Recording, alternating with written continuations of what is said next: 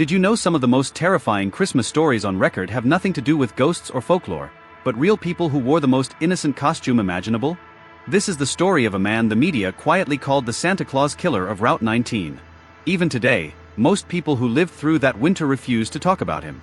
Because once you hear what really happened, you'll understand why families along that highway stopped letting their kids take Christmas photos with Santa for years. It began on December 12, 1998, during one of the worst cold snaps the region had seen in decades. Temperatures dropped so fast that trees cracked in half from the pressure. Snowfall smothered every house for miles, and the police department in Pine Hollow, a small town off Route 19, was overwhelmed with calls about power outages, stranded cars, and missing pets. Nothing unusual for a harsh winter, until the reports about Santa started coming in. The first call came from a woman named Teresa Miles, who said a man in a Santa suit kept walking past her living room window around midnight. Not running. Not waving. Just walking slowly, stopping every few steps, staring at her house before continuing on.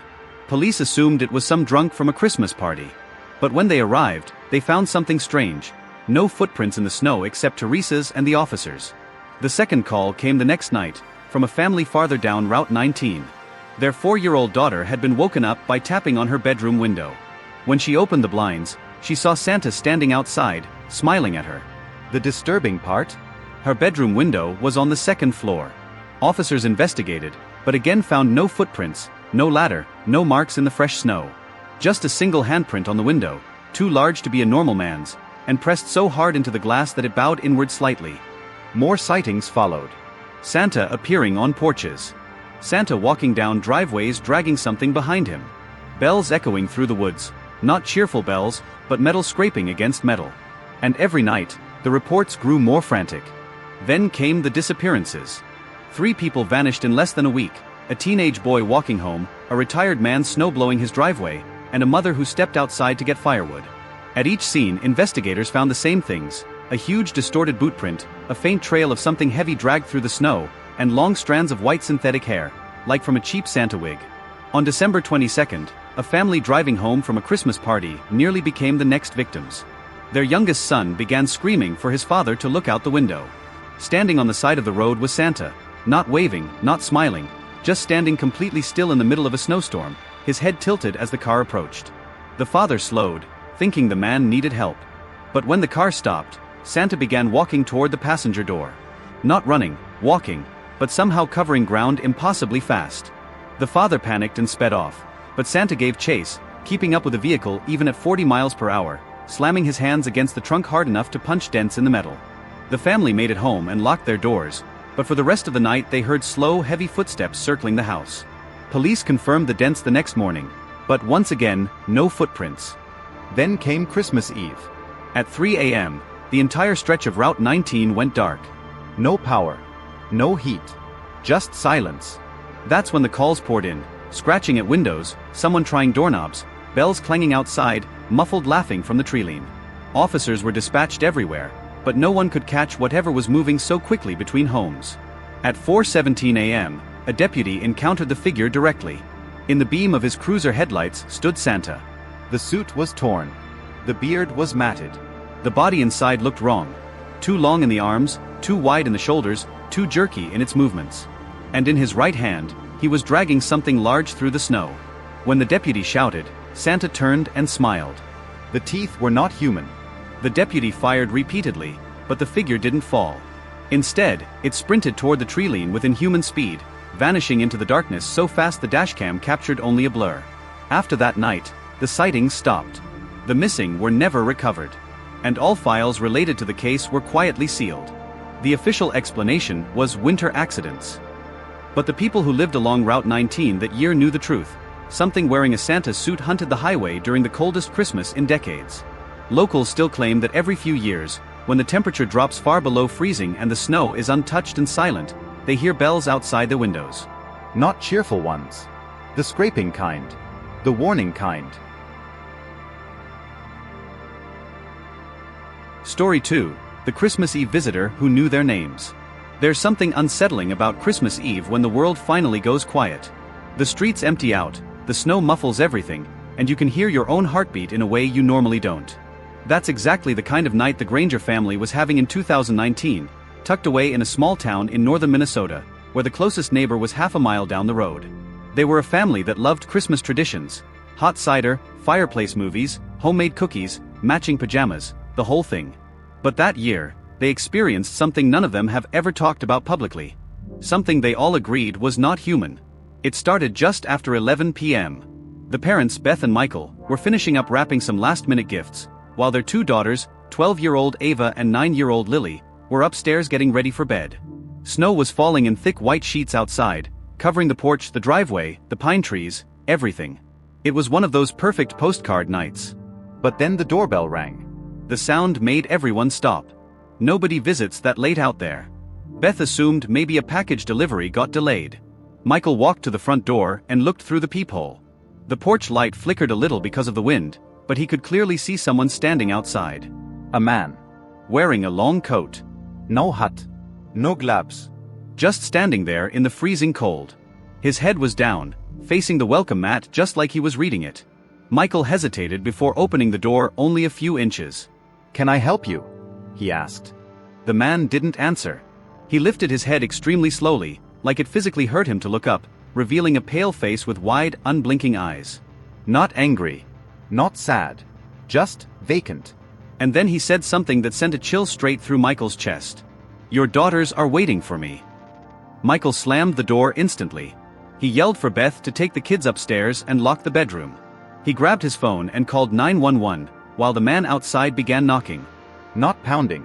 Not banging. Just a slow, steady knock like he expected someone to let him in. When the dispatcher answered, Michael explained someone suspicious was outside claiming he was there for the kids. The dispatcher said a patrol car was on its way and told him to stay hidden. But the knocking continued. Knock. Knock. Knock. Each one perfectly spaced, like a metronome. Each one somehow louder than the last. Then the knock stopped, and they heard footsteps in the snow moving around the side of the house. Beth whispered that she heard something under the girl's window.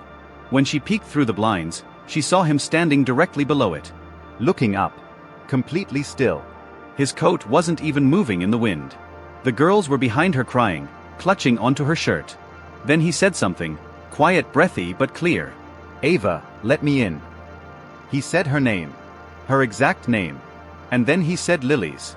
The girls froze in terror. The man whispered both names slowly over and over, like he was memorizing them as he spoke. Michael ran upstairs, pulled them all into the master bedroom, locked the door, and turned off every light. The man's voice drifted through the walls like he was inside the vents, repeating their names, asking them to let him in, insisting he had something special for them. Then there was silence. And that silence lasted almost 2 full minutes. 2 minutes of not knowing where he was, or if he was coming up the stairs, or if he had gotten inside. Then their doorbell rang again. 3 times.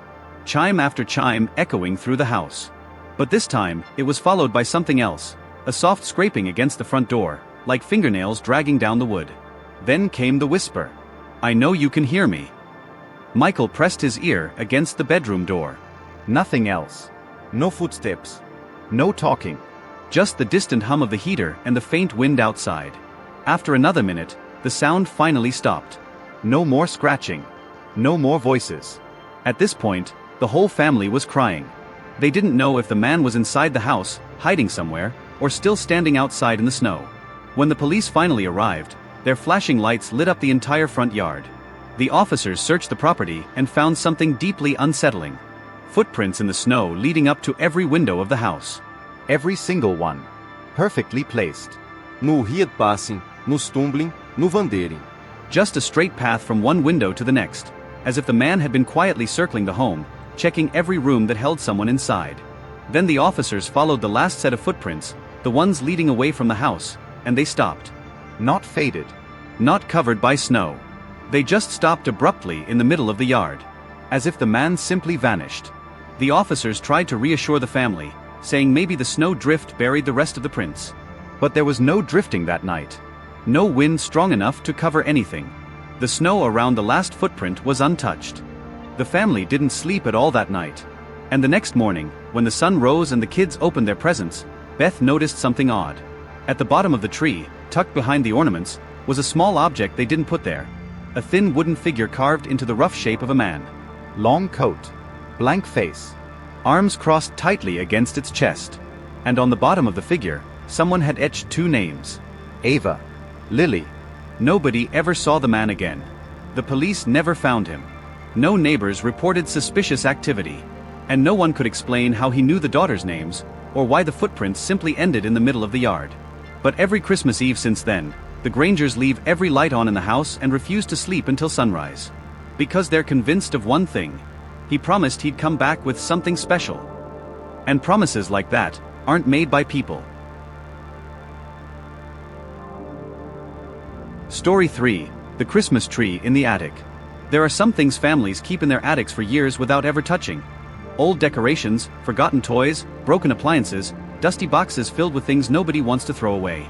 But for the Myers family, one forgotten box in their attic turned what should have been a peaceful Christmas into the most traumatizing night of their lives. And to this day, they swear the thing they found wasn't just old. It wasn't just forgotten. It wasn't supposed to be in their house at all. It happened in 2007. The Myers had just moved into a 2-story home in rural Pennsylvania, a quiet wooded area where houses were separated by long driveways and dense trees. They were excited to decorate for their first Christmas in the new home. It was one of those cozy December Saturdays where the world feels peaceful and warm, even if there's snow on the ground. The parents, Caroline and Wes, decided to go up to the attic to look for the Christmas decorations left behind by the previous owners. Their daughter Emma, who was 11 at the time, followed them up because she loved helping with the tree each year. The attic was exactly what you'd expect: dusty, cold, filled with old boxes stacked to the ceiling, with a single dangling bulb lighting the space. But it didn't take long before they found something unusual. Sitting in the far corner behind several boxes was a large, old-fashioned trunk covered in dark green paint. The kind of trunk that looked like it belonged in a basement of an antique shop, not an attic.